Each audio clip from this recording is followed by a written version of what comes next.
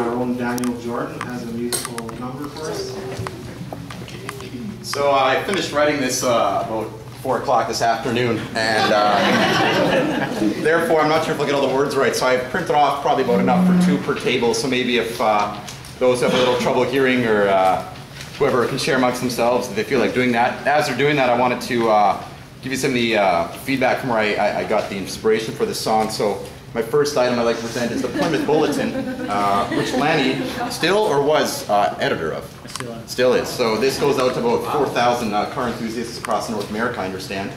And I got some information from it. There's one story I thought I'd share with you very quickly, talking about when Lanny crossed the border from the States into Canada with his CUDA, his Barracuda car. He says that the CUDA entered Canada among our settlers' effects. As such, it was a rarity at the time. Cars would be brand new or 25 years or older to be imported into the country. I was able to do it just that one time, doesn't say how, what no Canadian has been able to do in the past 10 years or so.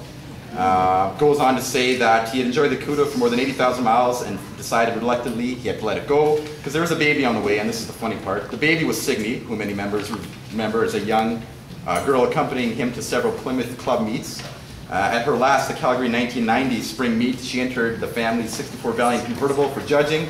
On the meet video, you can see Signe put her hand over the T on the car's signet script saying, "It's got my name on it. Good thing my dad sold the Barracuda before I was born, or my name would have been Cuda." So that's the CUDA. Also, there's a couple, maybe I'll pass around. There's a very interesting picture here from the archives of one Mr. Glenn Krentz. So I'm going to pass this around, but it shows a very young and much furrier Lanny in his 49th Plymouth. So I'm going to hand that around if you'd like to take a look. And finally, there's a couple quotes from some of these I want to share with you. One being how the pastor, when he first saw his car, was speechless with awe descended over him as he first laid eyes on his baby lying in the service bay.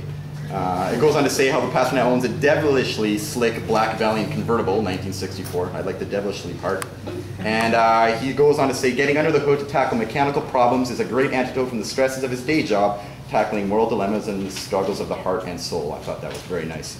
And the last thing I'm going to share with you, just for some background, is that Knut107 himself is originally a Norwegian Lutheran from Canby, Minnesota, who found work in Canada, Western Canada 29 years ago. I'm sure it's a little bit more than that now. Was stationed in Calgary before he moved to Erickson. He says that he knows a lot about the stereotype of the suffering Norwegian Lutheran and says it's all true. There's a lot of that stuff about suffering builds character when I was growing up, and the whole thing about not promoting yourself too much. So I thought, to heck with that, I'm going to write a song promoting you. So.